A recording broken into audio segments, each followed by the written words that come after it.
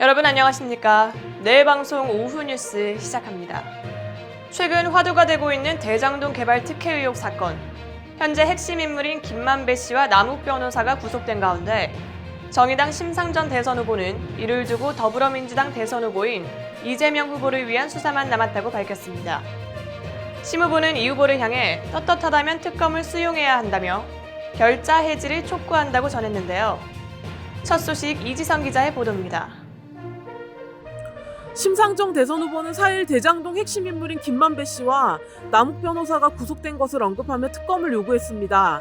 심 후보는 이날 이재명 후보의 수사만 남았다면서 결자 해지를 촉구한다고 말했는데요. 심 후보는 윤석열 국민의힘 예비후보도 대장동 사건을 무마해줬다는 의혹이 있어 실체를 규명해야 한다고 동시에 비판했습니다. 심 후보는 특검 도입이 시급하다고 재차 강조하면서 이재명 후보와 윤석열 후보가 대장동 의혹의 핵심에 서 있는 만큼 검찰은 미래 권력의 눈치를 볼 수밖에 없다고 우려했습니다. 그는 이제 대장동 4인방이 구속됐고 이재명 후보만 남았다면서 전날 발표한 여론조사에 따르면 국민 70.9%가 특검이 필요하다고 답했다고 덧붙였습니다. 내일 방송 이지선입니다. 단계적 일상 회복, 일명 위드 코로나가 시행된 지 나흘째인 오늘 코로나19 신규 확진자 수는 2,400명대 후반으로 집계됐습니다.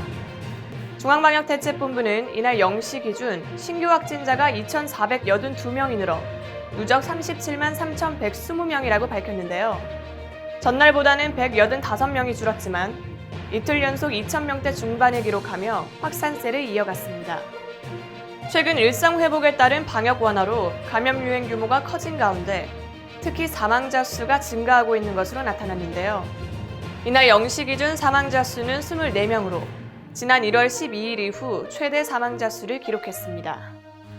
국민의힘 최종 대선 후보 선출이 하루 앞으로 다가왔습니다. 이날 발표된 여론조사기관 4사의 공동조사 결과 홍준표 후보와 윤석열 후보가 각각 27%로 단 0.1%의 차이도 없이 동률을 이룬 것으로 나타났습니다.